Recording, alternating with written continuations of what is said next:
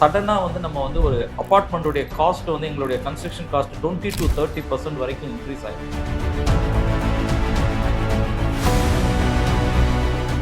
Diesel depend பண்ணி தான் all machineries function ஆகுது.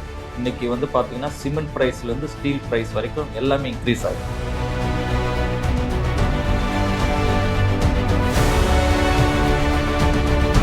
இந்த காஸ்ட் வந்து அப்பார்ட்மெண்ட்டில் நம்ம வந்து ரைஸ் பண்ணுறப்ப அந்த பேர்டன் வந்து வாரோடைய இதனால என்ன ஆகுதுன்னா எங்களுடைய லேபர் வந்து எல்லாம் most of the construction workers வந்து மைக்ரண்ட் ஒர்க்கர்ஸ் தான். இப்போ அவங்க வந்து சில பேர்லாம் நேட்டிவ் பிளேஸ் போகிறதுக்கு மூவ் ஆகுற மாதிரி ஒரு நாங்கள் ஒரு ரேட்டுக்கு வந்து அக்ரிமெண்ட் போட்டு அவங்களுக்கு ஒரு கமிட்மெண்ட் கொடுத்துருக்கோம். இந்த காஸ்ட் எஸ்கலேஷன் வந்து வர்றப்ப அவங்க இன்ஃப்ராஸ்ட்ரக்சர் வந்து இப்போ கவர்மெண்ட் ப்ராஜெக்ட்ஸ் இருக்கு, அவங்க ஒரு கிளாஸ் போட்டு கொடுக்கலாம், டைம் கொடுக்கலாம். பட் பிரைவேட்ல அது மாதிரி இருக்க முடியாது. அவங்க அது ஒரு இன்டர்நேஷனல் மார்க்கெட் நம்மளுடைய ஸ்டீல் காஸ்டோட அதிகமா இருக்கிறதுனால அவங்க நம்மளுக்கு இம்போர்ட் பண்ண மாட்டாங்க. அவங்களே ஒரு 250 டிபார்ட்மெண்ட் ப்ராடக்ட்ஸ் வந்து இதுக்கு ரிலேட்டடா இருக்கு. 250 ரிலேட்டட் பிசினஸ் பண்றவங்க இந்த கன்ஸ்ட்ரக்ஷன் இண்டஸ்ட்ரியை டிபெண்ட் பண்ணியிருக்காங்க. ஒரு ப்ராஜெக்ட் கம்ப்ளீட் பண்ணி ஹேண்டிங் ஓவர் நாங்கள் கொடுத்த பிறகு கூட ஒரு பில்லுக்காக வெயிட் பண்றோம். இது கண்டிப்பா வந்து நாங்கள் ரியல் எஸ்டேட் ரெகுலேட்டரி அத்தாரிட்டியை வந்து கேட்கறது ஜோசப் விஜய் அவர்கள் தலைமையில் ஒரு நல்ல ஒரு ஆட்சி அமைஞ்சிருக்கு. ஆக்சுவலா டிரான்ஸ்பரண்ட்டை பத்தி ரொம்ப எல்லாமே டிரான்ஸ்பரண்டா இருக்கணும்னு பண்ணியிருக்காங்க. இது வரவேற்கத்தக்கது. அதே மாதிரி தினமலர் நேயர்களுக்கு வணக்கம். மேற்கு ஆசியால நடக்கிற போர் பதட்டத்தோட இம்பாக்ட் இப்போ தமிழ்நாட்டுல கன்ஸ்ட்ரக்ஷன் செக்டார்லயும் கடுமையா பிரதிபலிக்குது. கட்டுமான துறைக்கு தேவைப்படுற cement, steel, PVC pipes, electrical wires, டைல்ஸ்னு ஆல்மோஸ்ட் எல்லா கன்ஸ்ட்ரக்ஷன் மெட்டீரியல்ஸோட ப்ரைஸஸும் இதனால இன்க்ரீஸ் ஆகியிருக்கு. அதாவது போருக்கு முன்னாடி 320 ரூபாயிலிருந்து 340 ரூபாய் ரேஞ்சில் வித்துட்டு இருந்த சிமெண்ட் பேக் போருக்கு பிறகு 370 ரூபாயிலிருந்து 400 ரூபாய் வரைக்கும் விற்பனை ஆகுது. போருக்கு முன்னாடி ஒரு டன் ஸ்டீலோட விலை 30,000 40,000 வரைக்கும் வித்துட்டு இருந்தது. போருக்கு பிறகு ஒரு டன் ஸ்டீலோட விலை 70,000 தாண்டி விற்பனை ஆகுது. கல்ஃப் ரீஜியன்ல ஏற்பட்டிருக்க வணிக போக்குவரத்து தடை காரணமா ரா மெட்டீரியல்ஸோட ஷார்டேஜும் அதிகரிச்சிருக்கு. இதை தொடர்ந்து தமிழ்நாட்டில் சில பில்டர்ஸ் ஆல்ரெடி ப்ராப்பர்ட்டி ரேட்ஸை 5% மேலே இன்க்ரீஸ் பண்ண ஆரம்பிச்சிருக்காங்க. மேலும் இதனால ஆன்கோயிங் ப்ராஜெக்ட்ஸுமே அஃபெக்ட் ஆகுது. அதாவது ரெரா நார்ம்ஸ் படி கஸ்டமர்ஸ் மேலே பேர்டன் போடாமல் பில்டர்ஸே அதை அஃபோர்ட் பண்ணுற நிலைமையும் ஏற்படுது. போர் முடிகிற இந்த சூழல்ல இந்த ப்ரைஸ் ரைஸ் இன்னும் கண்டினியூ ஆகுமா இல்லை குறையுமாங்கிறத ஒரு எக்ஸ்பர்ட் கிட்ட கேட்டு தெரிஞ்சுக்கலாம். இந்த வார்னால பார்த்தீங்கன்னா இப்போ நம்ம கன்ஸ்ட்ரக்ஷன் இண்டஸ்ட்ரி பொறுத்த வரைக்கும் மெயின் வந்து எங்களுக்கு வந்து டீசல் டிபெண்ட் பண்ணி தான் ஆல் மிஷினரிஸ் ஃபங்க்ஷன் ஆகுது. ஸோ அது நாட் ஓன்லி டீசல் மட்டும் நம்ம ஃபியூல் மட்டும் எடுத்துக்க முடியாது. இன்றைக்கி வந்து பார்த்திங்கன்னா சிமெண்ட் ப்ரைஸ்லேருந்து ஸ்டீல் ப்ரைஸ் வரைக்கும் எல்லாமே இன்க்ரீஸ் ஆகிருக்கு. பேரலாக பார்த்தீங்கன்னா tiles cost and electrical materials, சுவிட்சஸ், பெயிண்டிங் காம்பனன்ட்ஸ் எல்லாமே ரேட் இன்க்ரீஸ் ஆகிருக்கிறதுனால இன்றைக்கி வந்து கன்ஸ்ட்ரக்ஷன் காஸ்ட் வந்து நியர்லி 20 to 30% வந்து வரைக்கும் இன்க்ரீஸ் ஆகிருக்கு. இதில் வந்து இன்ஃப்ராஸ்ட்ரக்சர் ப்ராஜெக்ட்ஸ் நாங்கள் பார்த்தீங்கன்னா ஆல்ரெடி வந்து ஓல்டு ரேட்டில் டெண்டர் கோட் பண்ணி எடுத்திருப்போம், எனி டிபார்ட்மெண்ட் அல்லது ப்ரைவேட் எல்லாத்துலேயுமே. ஸோ சில டிபார்ட்மெண்ட்டில் எஸ்கலேஷன் கிளாஸ் இருக்குது, நாங்கள் டிமாண்ட் பண்ணலாம் அதனுடைய ஹைக்கப். சில டெண்டரில் வந்து அந்த எஸ்கலேஷன் கிளாஸுங்கிறதே இருக்காது. ஆக்சுவலாக அது மாதிரி இருக்கிறப்ப அது மாதிரி ப்ராஜெக்ட்ஸ் வந்து நாங்கள் அந்த குடிச்ச அந்த டேட்டுக்குள்ளே ஹேண்டிங் ஓவர் கொடுக்குறது ப்ராப்ளம் வரும். ப்ரைவேட் செக்டரில் எடுத்திங்கன்னா இதே ப்ராப்ளம் தான். இன்றைக்கி வந்து சடனாக வந்து நம்ம வந்து ஒரு அப்பார்ட்மெண்ட்டுடைய காஸ்ட் வந்து எங்களுடைய கன்ஸ்ட்ரக்ஷன் காஸ்ட் 20 to 30% வரைக்கும் இன்க்ரீஸ் ஆகிருக்கு. இந்த காஸ்ட் வந்து அப்பார்ட்மெண்ட்டில் நம்ம வந்து ரைஸ் பண்ணுறப்ப அந்த பேர்டன் வந்து ஜென்ரலாக வாங்குகிற பப்ளிக்கு தான் அஃபெக்ட் ஆகாது. ஸோ இதனால நம்ம வந்து இப்போ ஃபார் எக்ஸாம்பிள் ஒர்க் ஃப்ரம் ஹோமுங்கிறது இந்த கன்ஸ்ட்ரக்ஷன் இண்டஸ்ட்ரிக்கு ஒர்க் அவுட் ஆகாது. எல்லாமே ஃபீல்டு நம்ம வந்து டிபெண்ட் பண்ணி தான் இருக்கிறோம். இது இந்த மாதிரி வாரோடைய இதனால என்ன ஆகுதுன்னா எங்களுடைய லேபர் வந்து எல்லாம் most of the construction workers வந்து மைக்ரண்ட் ஒர்க்கர்ஸ் தான். இப்போ அவங்க வந்து சில பேர்லாம் நேட்டிவ் பிளேஸ் போகிறதுக்கு மூவ் ஆகுற மாதிரி ஒரு இது வரைக்கும் மூவ் ஆகலை. அவங்க அது மாதிரி மூவ் ஆனாங்கன்னா அகெயின் இதுவும் பேரலாக எங்களுக்கு வந்து ஒர்க்கை ரொம்ப பாதிக்கும் ஆக்சுவலாக. ஏன்னா இப்போ இது மாதிரி நம்ம டீசல் டிமாண்ட் இருக்குது, கேஸ் டிமாண்ட் இருக்குங்கிறப்ப அவங்க வந்து ஏதோ ஒரு அச்சத்தில் அவங்க வந்து அவங்க ஓன் ஸ்டேட்டுக்கு போகணுங்கிற மாதிரி ஒரு எண்ணம் வரும். ஸோ அதுவும் வந்து எங்களுடைய இண்டஸ்ட்ரியை வந்து இதுவாக இருக்கும்.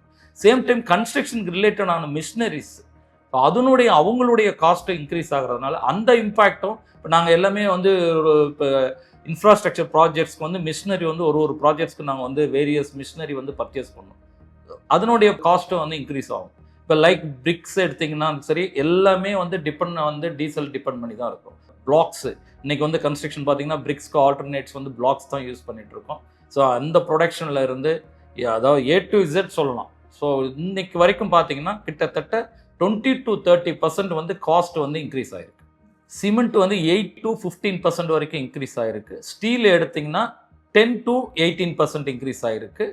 சுவிட்சஸ், பெயிண்ட்ஸு, டைல்ஸ் பார்த்தீங்கன்னா 20 to 30% வரைக்கும் இன்க்ரீஸ் ஆகிருக்கு. ஸோ இதனுடைய இம்பேக்ட் வந்து இப்போ கன்ஸ்ட்ரக்ஷன் காஸ்ட் அதே சேம் உங்களுக்கு நம்ம வந்து இப்போ எல்லாமே மேனுஃபேக்சர் சாண்டு, சாண்டு, அக்ரிகேட்ஸ் தான் யூஸ் பண்ணுறோம். அவங்களுக்கும் இதே இதுதான் கிட்டத்தட்ட பார்த்தீங்கன்னா அவங்களுக்கு 10 to 15% வரைக்கும் இன்க்ரீஸ் ஆகிருக்கு. அதாவது ப்ரைவேட் அப்பார்ட்மெண்ட் வந்து நாங்கள் வந்து ஒரு காஸ்ட்டுக்கு வந்து கோட் பண்ணியிருக்கோம்.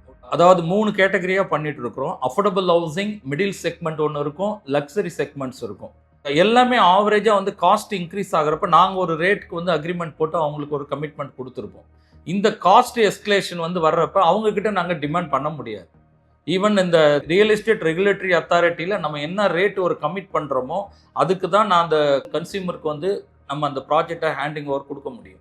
ஸோ எந்த கிளாஸ்லையுமே வந்து நம்ம வந்து அதை வந்து ரிவைஸ் பண்ணி ஒரு கன்சியூமர்கிட்ட கிட்ட நம்ம கேட்க முடியாது. அதே மாதிரி தான் இன்ஃப்ராஸ்ட்ரக்சரும். ஸோ இன்ஃப்ராஸ்ட்ரக்சர் வந்து இப்போ கவர்மெண்ட் ப்ராஜெக்ட்ஸ் இருக்குது, அவங்க ஒரு கிளாஸ் போட்டு கொடுக்கலாம், டைம் கொடுக்கலாம். பட் ப்ரைவேட்டில் அது மாதிரி இருக்க முடியாது. அவங்க அது ஒரு சட்டன் டேட்டுக்குள்ளே ஹேண்டிங் ஓவர் கேட்பாங்க, அதை நாங்கள் முடிச்சு கொடுக்க கட்டாயத்துக்கு தான் இருக்கும். ஈவன் இப்போ நாங்கள் ரியல் எஸ்டேட் அத்தாரிட்டி கூட மற்ற சில ஸ்டேட்டுங்களில் வந்து ஹேண்டிங் ஓவர் வந்து இப்போ ஒரு 6 month வரைக்கும் ஒரு எக்ஸ்டென்ஷன் கொடுத்துருக்காங்க. இதே மாதிரி தமிழ்நாடு கவர்மெண்ட்டுக்கிட்டே நம்ம அப்பீல் கொடுத்துருக்கோம். இது மாதிரி நம்மளுடைய ஹேண்டிங் ஓவர் டேட்லேருந்து அனது ஒரு 6 monthலேருந்து ஒரு 1 year வந்து எங்களுக்கு வேணும்னு சொல்லிட்டு, பிகாஸ் ஆஃப் இந்த கிளாஸ் எஸ்கலேஷன்னால. டெஃபினட்டாக இது வந்து நம்ம வார் முடிஞ்சிடுச்சுன்னா ஒரு 6 monthக்கு வந்து இந்த எஸ்கலேஷனுடைய பீரியட் இருக்கும்.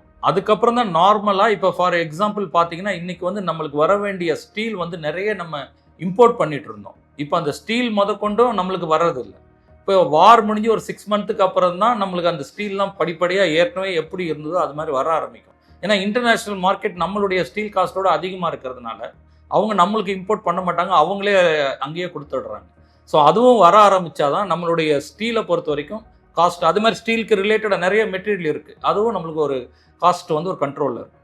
இது கண்டிப்பாக வந்து நாங்கள் ரியல் எஸ்டேட் ரெகுலேட்டரி அத்தாரிட்டியை வந்து கேட்குறது ஒரு 1 year வந்து எக்ஸ்டென்ஷன் டைம் கண்டிப்பாக கேட்கணும். அது இந்த மூலமாக அவங்க அரசாங்கத்துக்கு சொல்கிறோம். அதே மாதிரி டிபார்ட்மெண்ட்டில் பண்ணுற எல்லாத்துக்குமே வந்து எஸ்கலேஷன், அந்த எஸ்கலேஷன் வந்து இம்மீடியட்டாக வந்து அவங்களே ஒரு ஆர்டர் போட்டு, இப்போ ஏன்னா இது கவர்மெண்ட்டுக்கு நல்லாவே தெரியும் இது மாதிரி ஒரு டிமாண்ட் இருக்குது. அது இல்லாமல் இந்த ப்ராஜெக்ட்ஸை வந்து நம்ம எதுவுமே ஹோல்ட் பண்ணி வைக்க முடியாது.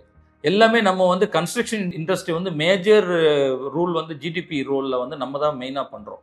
மற்ற இண்டஸ்ட்ரியை வந்து ஸ்லோ டவுன் பண்ணுற மாதிரி கன்ஸ்ட்ரக்ஷன் ஏன்னா ஃப்ளோ இப்போ நம்ம வந்து கிட்டத்தட்ட ஒரு 250 டிபார்ட்மெண்ட், அதாவது என்ன சொல்கிறதுன்னா ப்ராடக்ட்ஸ் வந்து இதுக்கு ரிலேட்டடாக இருக்குது. 250 ரிலேட்டட் பிஸ்னஸ் பண்ணுறவங்க இந்த கன்ஸ்ட்ரக்ஷன் இண்டஸ்ட்ரியை டிபெண்ட் பண்ணியிருக்காங்க. ஸோ கன்ஸ்ட்ரக்ஷன் இண்டஸ்ட்ரி வந்து நல்லா ஒரு ரெகுலராக கொஞ்சம் போயிட்டு இருந்தால் தான் நம்மளுடைய கண்ட்ரியுடைய ஜிடிபியும் ஒரு நிலைமைத்தன்மையோடு இருக்குங்கிறத இந்த நேரத்தில் உங்களுக்கு சொல்லுங்கள். இப்போ தமிழகத்தில் வந்து ஜோசப் விஜய் அவர்கள் தலைமையில் ஒரு நல்ல ஒரு ஆட்சி அமைஞ்சிருக்கு ஆக்சுவலாக. ஸோ இப்போ அவங்களே வந்து இந்த டிரான்ஸ்பரண்ட்டை பற்றி ரொம்ப எல்லாமே டிரான்ஸ்பரண்ட்டாக இருக்கணும்னு பண்ணியிருக்காங்க. இது வரவேற்கத்தக்கது. அதே மாதிரி கவர்மெண்ட் கான்ட்ராக்ட் பார்த்தீங்கன்னா ஒரு கான்ட்ராக்ட் டெண்டர் கால் ஃபார் பண்ணுறதுக்கு முன்னால் அதுக்குண்டான ஃபண்டை அவங்க கரெக்டாக அலாட் பண்ணி வச்சுக்கணும். எந்த நேரத்துலையும் இப்போ பார்த்தீங்கன்னா ஒரு ப்ராஜெக்ட் கம்ப்ளீட் பண்ணி ஹேண்டிங் ஓவர் நாங்கள் கொடுத்த பிறகு கூட ஒரு பில்லுக்காக வெயிட் பண்ணுறோம். அதே மாதிரி ஒரு பை மிஸ்டேக்காக நடக்குதா என்னன்னு தெரியல, சில ப்ராஜெக்ட்ஸில் வந்து கவர்மெண்ட் ப்ராஜெக்ட்ஸ் வந்து பில்டிங் அப்ரூவலே இல்லாமல் அவங்க கட்டிடுறாங்க. ஸோ ஒரு ப்ரைவேட் பில்டிங்க்கு எப்படி ஒரு கம்ப்ளீஷன் சர்டிஃபிகேட் ரொம்ப முக்கியமோ அதே மாதிரி ஒரு தனியார் அதாவது கவர்மெண்ட் கட்ட வேண்டிய ஒரு பில்டிங்க்கும் கம்ப்ளீஷன் சர்டிஃபிகேட் வேணும். இதில் யார் லாஸ்ட்டில் பாதிக்கப்படுறாருன்னா அவருடைய ஃபைனல் பில்லுக்கு கான்ட்ராக்டர் போகிறப்ப அந்த பர்டிகுலர் பில்டிங்க்கு அப்ரூவலே இல்லாமல் தான் அவர் கட்டுற மாதிரி இருக்குது. ஸோ அது கவர்மெண்ட் பில்டிங்காக இருந்தாலும் ஒரு ப்ரைவேட் பில்டிங் மாதிரி ஒரு அப்ரூவலை வச்சு தான் டெண்டரே கால் ஃபார் பண்ணணுங்கிறத இந்த நேரத்தில் நான் ஒரு கோரிக்கையாகவே வைக்கிறேன் அரசாங்கம். நன்றி.